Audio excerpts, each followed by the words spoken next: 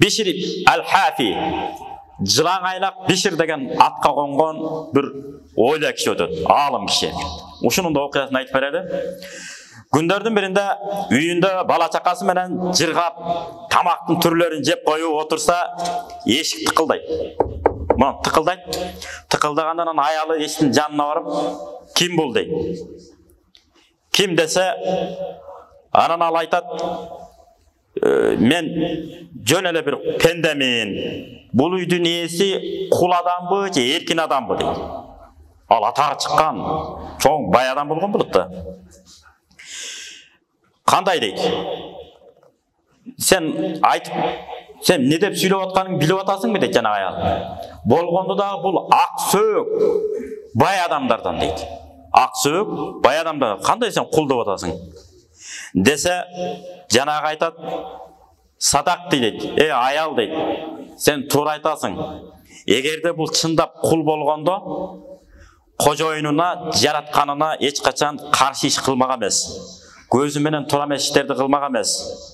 Жана кулагы менен дагы туура эмес сөздөрдү укмак эмес, угуп отурат.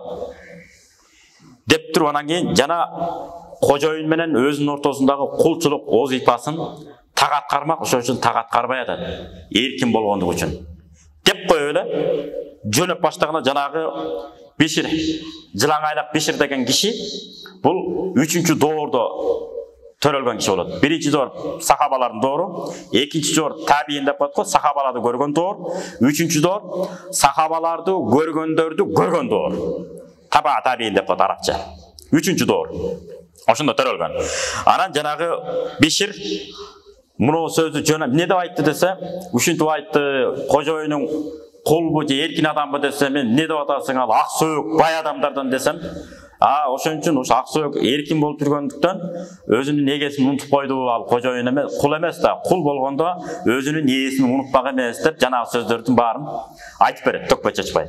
Бул жөн адам эмес экен деп, мен жогот электи аркасынан чуркайын деп, бут кийип, сут кийими жок эле жылаңайлап чуркайт. Жанагы ал ойла кишиге жетип барат. Сен не дедиң десе, анан иштин чожайын баарын айтат. Сен жаратканды унутуп койдуң, өзүңдү эле өмүр бою жашачууда сезип калдың деген насааттарын айтканда мен эмне кылайын дейт. Кел мына тайлимди ал, мындай такыбачылык кыл. Байлыкты топто, зекет бер.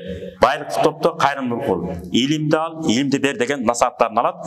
Дүйнөдө сора имаман мармукан атактуу көрүнүктүү аалымдардан болуп калды. Мына тарыхта ушинтип калып калды бул киши.